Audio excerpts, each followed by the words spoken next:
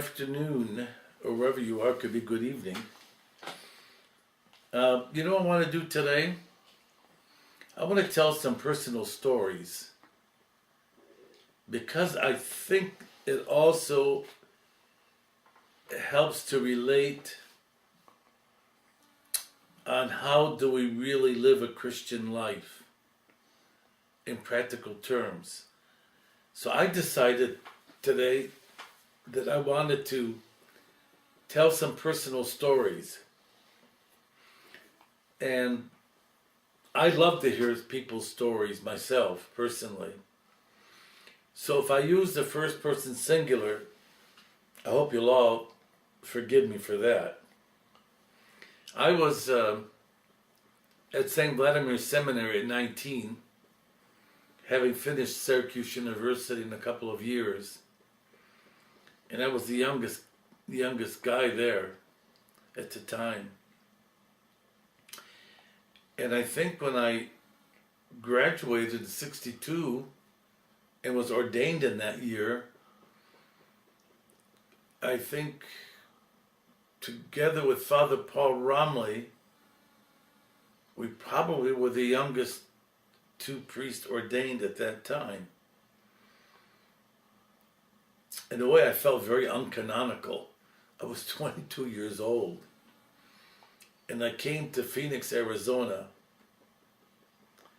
thinking I knew everything about everything. And I remember when I first got to Phoenix, this lady came up to me and she said, "Oh, Father Antony, don't worry, one day you'll mildew." I said, "I didn't know I was a melon."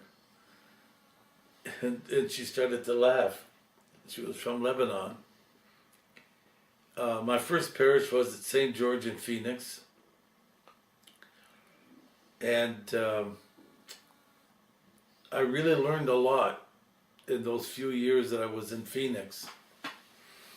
My twins actually were the first twins born in Scottsdale Hospital. And I never would have left Phoenix if there wasn't a draw for me to come back east. And I kept getting all these letters, and I guess I wanted to be where the action was, because it certainly wasn't in Phoenix in those days. In fact, somebody called me today from Indianapolis.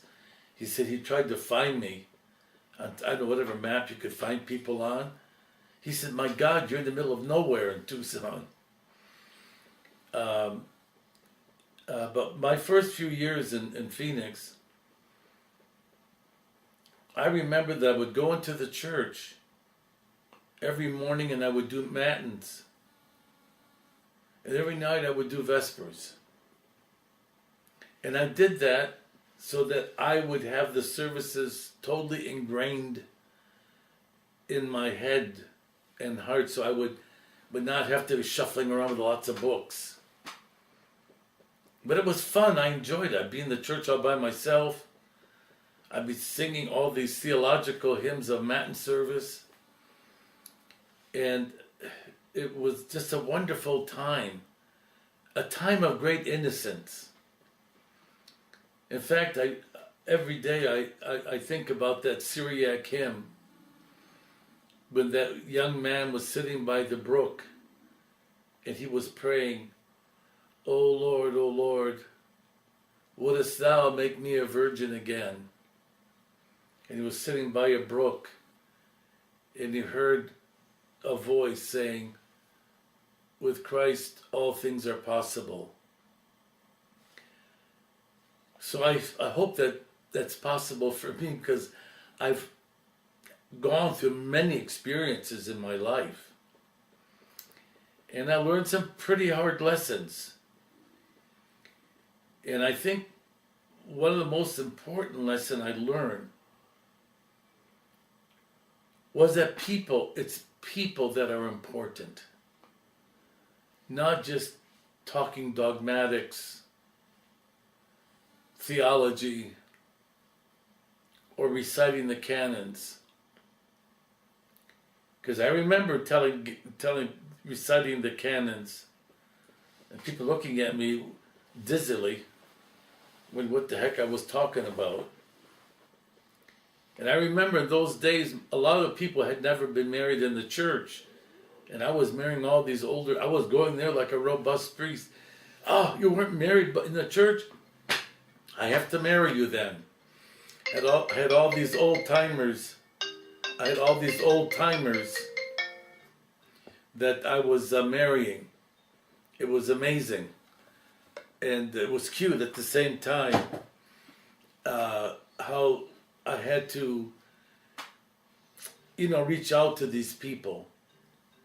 And I remember one of the first houses that I blessed, one of the first homes that I blessed, the old man told me, and he was really, really, really, really, really rich. And he told me, don't put water on the wall, I just painted. Don't put water on the carpet, we just cleaned it. Don't put water on the furniture, they're brand new. I said, what do you want me to do? He said, just pretend, you only came for $5 anyway.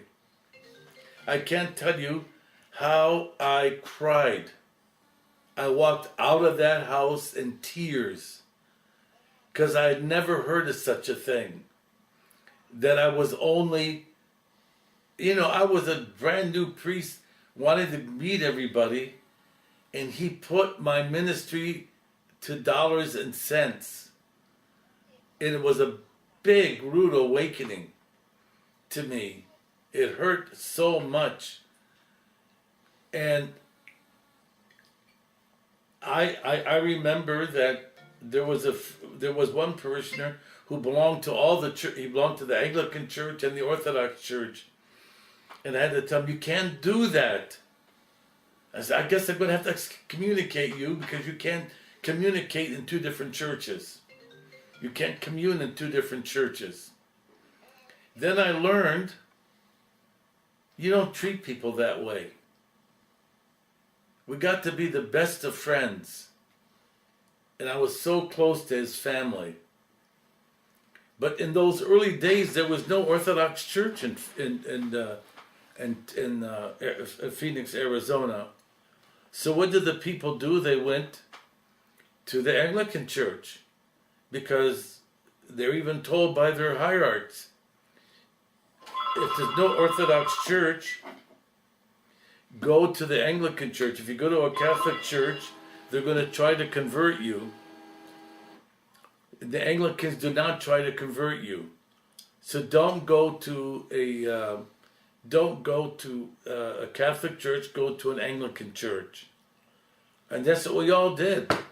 In fact, my early years I was raised as an Anglican until I realized that I was an Antiochian and I had to go back to my roots when I was in my middle teens.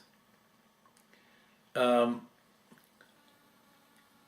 first person that came for one day I was in the liturgy for Easter, and the church was all dark and everything was dark, and then I hear this lady coming down the aisle, and she says,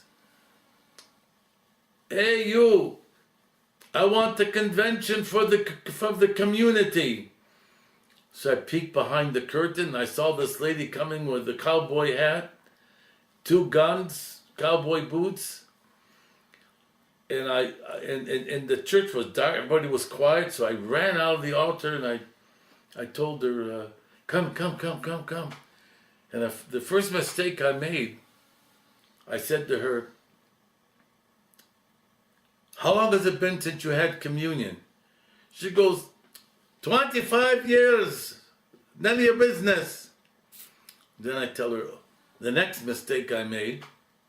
I said, "My daughter, do you want to tell me what's on your heart?"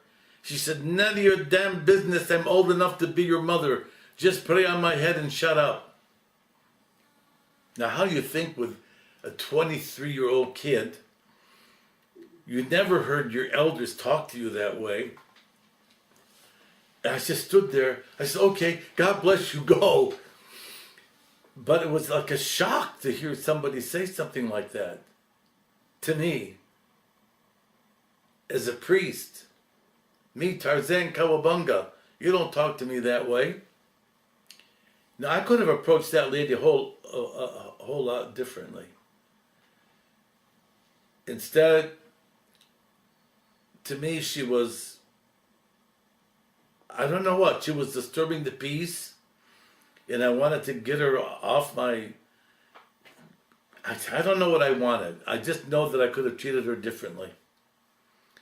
And that's what made me realize that your first mission is dealing with the human person.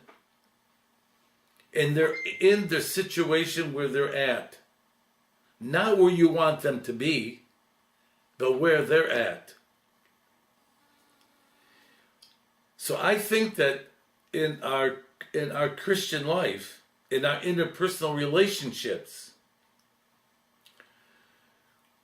don't you think that what's of primary importance is how you deal with each person in a unique and special way? And not,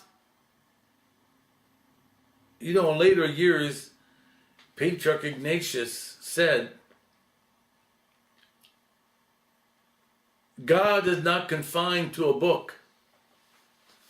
Otherwise, we'd be no different than Jews or Muslims. God is in the face of every human being. The text of the gospel is written in the hearts of every person. Well, I had to learn that the hard way. And I think it's an important lesson for all of us.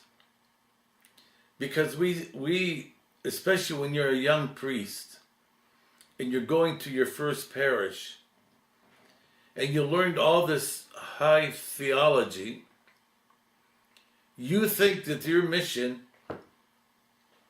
is to throw the theological book or the canon law book at your people. I don't think so. And I don't think it works that way.